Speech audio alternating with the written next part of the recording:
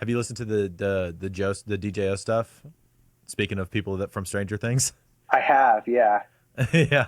yeah. It's actually really cool. It's It's actually really cool. cool. I Yeah, didn't know. It actually doesn't make sense why that's popular, outside of the fact that he's from Stranger Things. It's because really it good. rips. It's yeah. awesome. It's great music.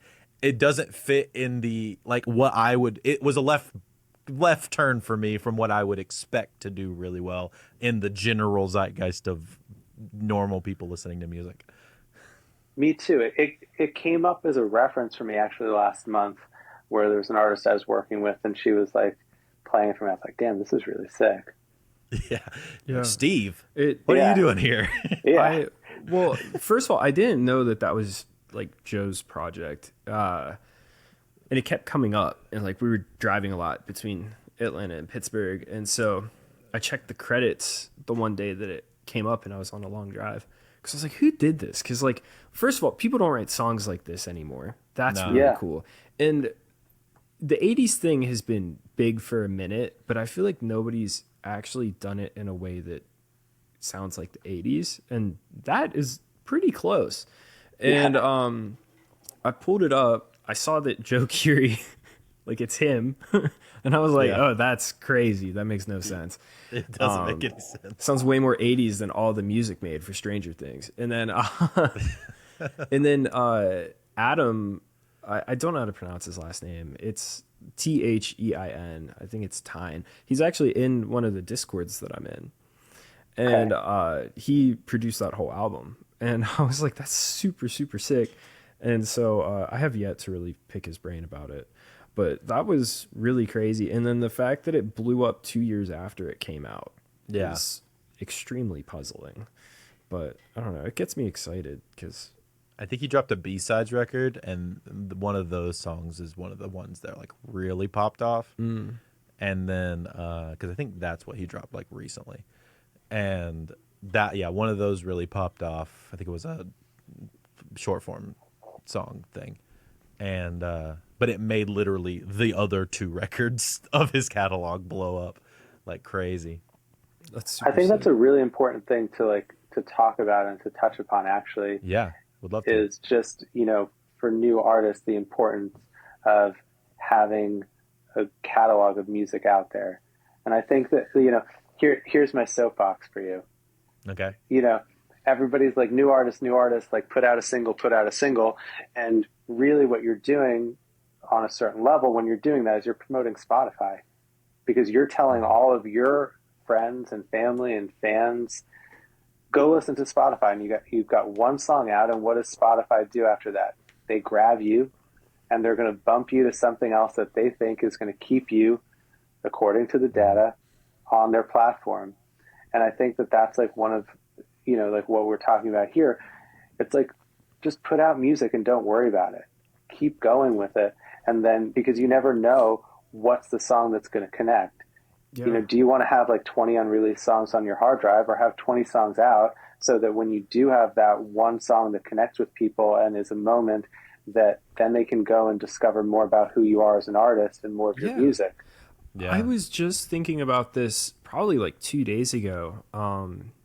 People were talking about like the state of the world and what actually gets artists signed and how artists grow and all that. And there's an artist I really like called Medium Build, and my buddy showed him to me spring of last year.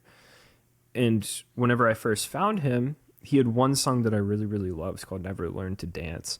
But then he had like an EP and tons of singles out Bunch of live stuff, I think, too, at in a that bunch point, of live right? stuff. And so I was able to listen to this song and really like it, and then sift through his other songs, and they were just kind of like okay, if I'm being honest. There were probably like four incredibly good songs.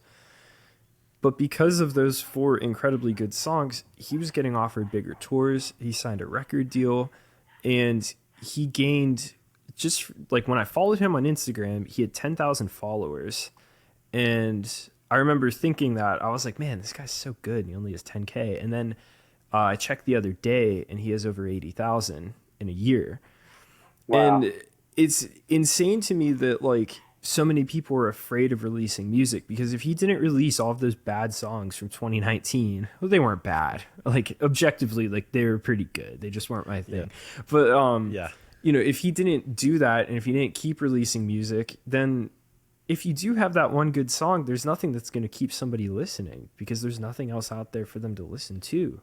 It's really funny. This conversation is, and I think the music industry tends to lag behind a lot of other industries.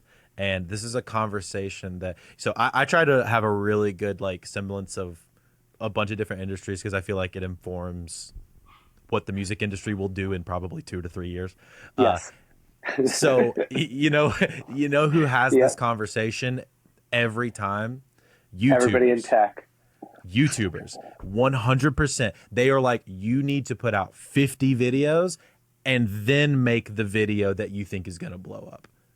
Because what you don't want to happen is you don't want to blow up on your first video. You don't want to blow up on your first song. It's the same idea, right? Because you want to have a back catalog of people to now go, they find your video, they go, oh, I like this person.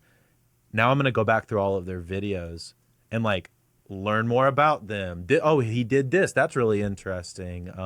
Like you want to blow up 2 albums into your career as a musician, because you want people to be like, oh, and he's got 2 other records.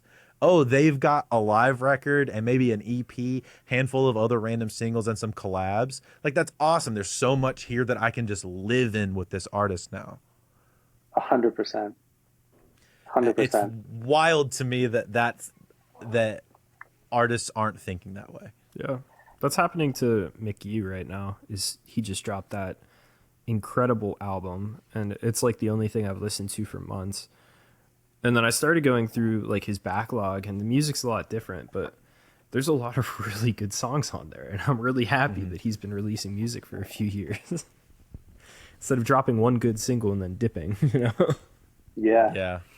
I mean, I think that like there's definitely like one of the things that I dealt with as an artist coming up was, you know, you compare yourself to your heroes and you look at like their trajectory as far as like, where were they on record 1? Where were they on record 2, et cetera, et cetera.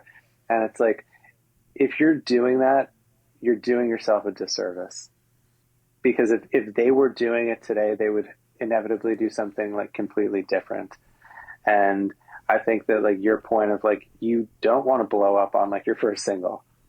If you can blow up when you already have like 20 songs out there, you're going to be in a better place for like having a career that lasts. 100%. Even just monetarily, like if you get a fan off of one song and they're like, I love this artist, I'm going to binge all of their stuff consistently. You're not streaming off of, obviously streaming already pays so little. Yeah. But streaming off of one song versus 30 songs is like way better. You know what I mean? Well, that's why artists are putting out 27, 30 song albums. Exactly. You know, it's like if you can bump 30 seconds and then move to the next song and they can get, you know, 30 streams as opposed to 10 streams, well, it's better monetarily and it's better for their chart position. And it's better for us because then we have more albums to produce. Yeah, that's true. That's true. Yeah. I really do love. I've been mixing a lot of EPs and albums lately, and I mastered an album recently, and it's been just really fun to be in like a longer like process with artists lately. It's the best instead of single. Yeah, it's the best. I'm really excited about that, and that like people are interested in that because I think that it's really good for creativity. Oh, I had this like I don't know if it's just because like I pay more attention to maybe albums that have no shot at getting on the radio, but I kind of had this thought the other day that it feels like album tracks are back. I feel like they disappeared for a long time, and it was really just because everybody was just writing to try to get on the radio. But I love album tracks. I really do. They're like the best parts of albums to me. I mean, that's why it's an album track. Yeah. But or writing for like playlists where you're thinking about like what is like the Spotify single as opposed to like what is the radio single. But now it's like, you know, I was having a conversation with a friend of mine who's like on the publishing and sync licensing side earlier today, and we were just talking about like how, you know, it's the album tracks. It could be track 9 that gets that placement in the television show or the end credits in a film that all of a sudden puts an artist on the map. Mm-hmm. And, you know, just like you never know. That's why you got to just make music, make art that you love, and let people connect with it if they connect with it.